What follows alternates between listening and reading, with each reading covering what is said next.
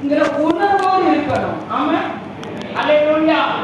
எங்க நாடகம் 18ஆம் அதிகாரம் முதல் வசனத்தை வாசி பாருங்க. எங்க நாடகமும் 18 ஃபர்ஸ்ட் வசனம்.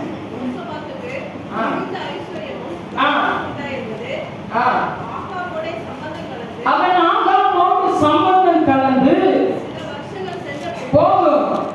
யோசேபாத்து ஆகாபோடு சம்பந்தம் கலந்தான். யாரோடு சம்பந்தம் கலந்தான்? ஆகாபோடு சம்பந்தம் கலந்தான். இந்த ஆகாபு தேவனுக்கு பிரியனாத காரியத்தை செய்தான்.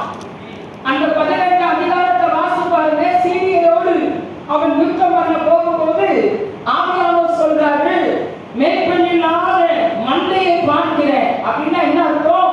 நீ யுத்தத்துல தோற்று போயிருவா, போயிடாத. இவன் சொன்னா, இல்ல நான் போவேன்.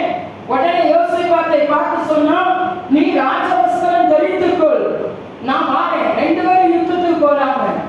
வேதம் சொல்லுகிறது, சீரியருடைய படை அம்பை அப்படியே யோசேபாத்துக்கு நேர விடுறாங்க. இவன் தான் ராஜா என்று அம்பை அவனுக்கு நேர விடும்போது அவன் அபாய குரலிட்டான். ஐயோ ஆண்டவரே, என் ஜீவனை பாதுகாத்துக் கொள்ளும். தற்செயலாக ஒரு சேவகன் அம்பு விட்டது. ஆகாபுடைய கவசத்தை பட்டதினால் அவன் மாண்டு போனான். என் அன்பு தெய்வ பிள்ளையே, நீ யாரோடு சம்பந்தம் கலந்திருக்கிறான்?